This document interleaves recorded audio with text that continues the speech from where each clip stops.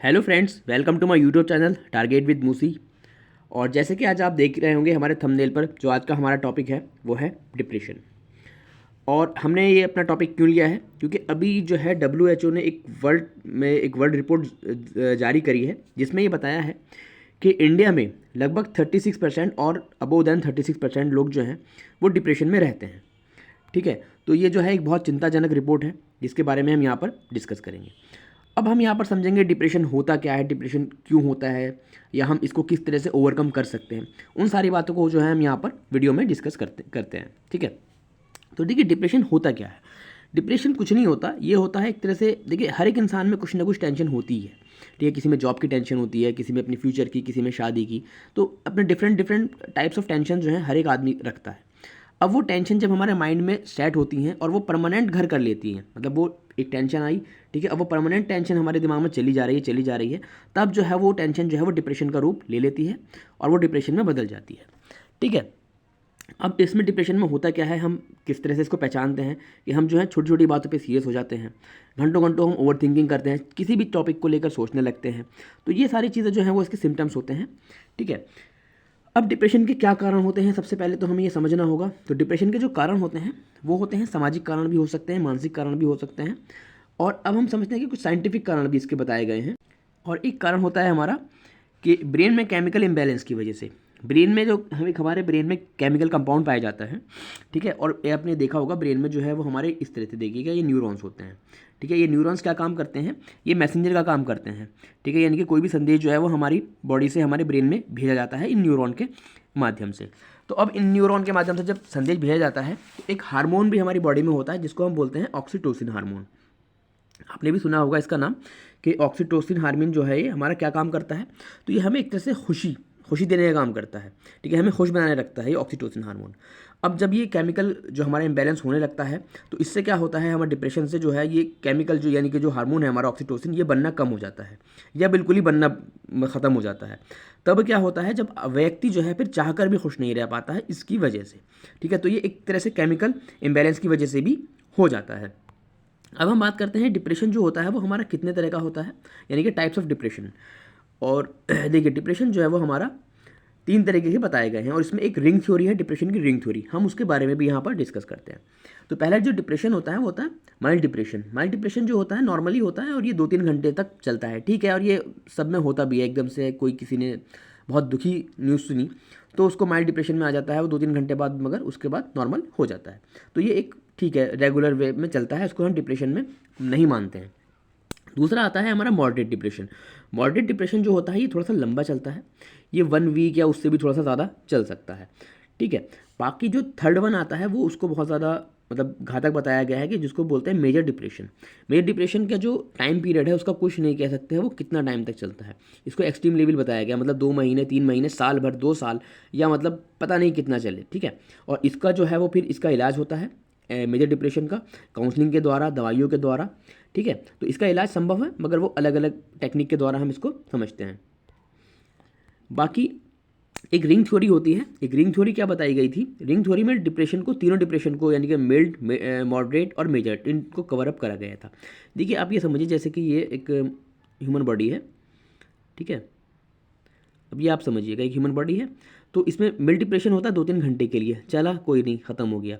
आपका modern depression थोड़ा सा ज़्यादा कवर अप, मतलब थोड़ा लंबे समय तक चलता है, तो वो बॉडी पर प्रभाव डालता है। बाकी जो मेजर डिप्रेशन होता है वो उसमें बोलते हैं कि पूरा आदमी जो है वो मतलब परेशानियों में घिर जाता है, एक तरह से पूरी टेंशन, वो ऐसा समझता है कि अब कुछ नहीं बचा है, सब कुछ मतलब ख़त्म हो चुका है, तो इस तरह से वो टेंशन बड़ी हो जाती है, उसको ऊपर हावी हो जाती है।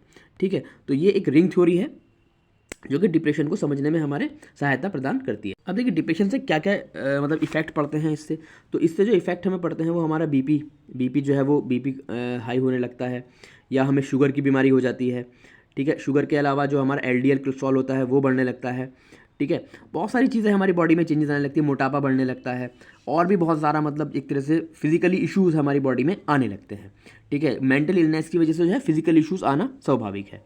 ठीक है, अब इससे बचने के क्या उपाय होते हैं, तो इससे बचने के लिए हमें क्या करना चाहिए, म्यूज़िक सुनना चाहिए, योग करनी चाहिए, या आउटिंग वगैरह पे हमें बाहर जाना चाहिए। ठीक है, कुल मिला के अपने माइंड को हमें इस तरह से ट्रेन करना चाहिए कि हम चीज़ों को ज़्यादा देर तक ना सोचें, और उसको अपने दिमाग को जो है वो अपना एक जगह से हटाकर दूसरी जगह पर ले जाएं। ठीक है। ये हालांकि ये एक थोड़ा सा जो मेजर डिप्रेशन होता है उसमें करना बहुत ज़्यादा कठिन होता है, क्योंकि मेजर डिप्रेशन में जो है इंसान बहुत ज़्यादा डीप में पहुंच जाता है उसके थिंकिंग करते करते, यानी कि ओवर थिंकिंग करते करते। मगर जो डॉक्टर या कंसल्टेंसी जो होती है, कंसल्ट करते हैं उनसे, तो डॉक्टर वगैरह यही बोलते हैं कि अगर आपको अपने माइंड को इस तरह से फ्रेमवर्क करना होगा कि अपने माइंड को आप वहाँ से हटाओ और अपने मतलब एक तरह से प्रोग्रेसिव चीज़ों की तरफ लेकर जाओ। और इसी को समझने के लिए मैं एक केस स्टडी लेकर आया हूँ जेके रॉलिंग की।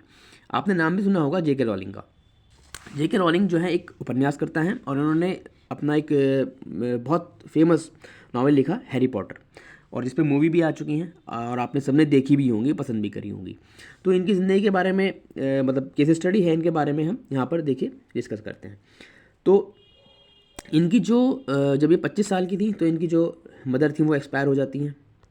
उसके बाद जो था इनकी 1992 में जो है वो शादी होती है, और 1992 में शादी होने के बाद जो इनकी शादी है वो 13 माह तक चलती है। उसके बाद इनकी डाइवोर्स हो जाती है। उसके बाद ये अपनी बेटी को लेकर जो है वो एडिनबर्ग आ जाती हैं इंग्लैंड में, और वहाँ पर ये जॉबलेस होती हैं, मनी लेस होती हैं, होमलेस होती हैं, मतलब कुछ भी इनके पास नहीं होता है सर्वाइव करने के लिए। ठीक है, वन पेरेंट होती हैं, बहुत ज़्यादा परेशान होती हैं। तब क्या करती हैं ये, वहाँ पर पास में एक रेलवे स्टेशन होता है एडिनबर्ग में, तो वहाँ पर ये रोज़ जाकर बैठती थी, और रोज़ इनके दिमाग में ख्याल आते थे कि मैं सुसाइडल ख्याल आते थे कि मैं सुसाइड कर लेती हूँ। ठीक है, पर इन्होंने अपने माइंड को इस तरह से लास्ट में ट्रेन कर लिया कि उस सुसाइड से हटाने के बाद ये पॉजिटिव में वाइब में आई, और वहाँ पर इन्होंने एक आइडिया आया इनके दिमाग में कहानी लिखने का। और यही बताते हैं कि इन्होंने स्टेशन पे जो है वो हैरी पॉटर को लिखना शुरू करा था, उस कहानी को, कि ट्रेन से ही उस, आपने देखी भी होगी मूवी, तो ट्रेन से ही उस जो स्टोरी है उस मूवी की शुरू होती है ट्रेन से ही। ठीक है, तो वहाँ से इन्होंने इसको स्टोरी को लिया और बहुत अच्छे से लिखा। अब इन्होंने लिख तो लिया, उसके बाद आती है बात पब्लिश करने की। जब पब्लिश करने के लिए 12-13 प्रकाशन के पास गई, सब ने मना कर दिया, पब्लिशर्स ने। फिर ये बहुत ज़्यादा डिप्रेस हो गई। फिर उसके बाद किसी एक पब्लिशर ने कहा ठीक है, इन्हें चांस दे दिया। अब वो एक चांस मिलना था, और उसके बाद जो था, आप सभी जानते हैं कि जो इनकी कॉपियाँ थी 450 मिलियन, ठीक है, जो कि सबसे ज़्यादा है, सबसे ज़्यादा बिकने वाली अगर कोई नॉवल है तो वो कौन सी है, हैरी पॉटर है। उसके बाद 2011 में इनका फोर्ब्स मैगज़ीन के अंदर फ्रंट पेज पर फोटो आया था, जो कि अपने आप में एक बहुत बड़ी वैल्यू रखता है। ठीक है, तो इस तरह से अपने आप को इन्होंने ओवरकम करा। तो ये एक टॉपिक था जो कि WHO के द्वारा बहुत ज़्यादा चिंताजनक बताया गया था। तो हमने यहाँ पर इसके बारे में, डिप्रेशन के बारे में डिस्कस करा है। उम्मीद है आपको समझ में आया होगा। और देखिए इस तरह का होता क्या है कि, और देखिए हम हों या हमारे आसपास के भी बहुत से लोग ऐसे हो सकते हैं कि जो डिप्रेशन में रहते हैं। तो इसका एक डॉक्टर्स भी बोलते हैं कि 50% जो है वो आदमी खुद से ही इसको सही कर लेता है। वो कैसे कर लेता है कि जैसे मैंने बताया अभी आपको, आउटिंग करना, म्यूज़िक सुनना, या बहुत सारी ऐसी एक्टिविटीज़ करना, योग वगैरह करना, इसके माध्यम से अपने माइंड को इस तरह से ट्रेन करना कि अपने माइंड को एक जगह सोच रहा है तो वहाँ से लेकर कहीं और सोचने लगे। ठीक है, फिर कहीं और सोचने लगे, तो इस तरह से माइंड को अपने डेवलप करना। तो इस तरह से जो है हम डिप्रेशन से बाहर आया जा सकता है। ठीक है, तो उम्मीद है आपकी समझ में ये सब आया होगा। अगर आपको वीडियो अच्छी लगी हो तो लाइक करिएगा, शेयर करिएगा, और अगर आप चैनल पर नए हैं तो उसको बिल्कुल सब्सक्राइब करिएगा। Thank you very much.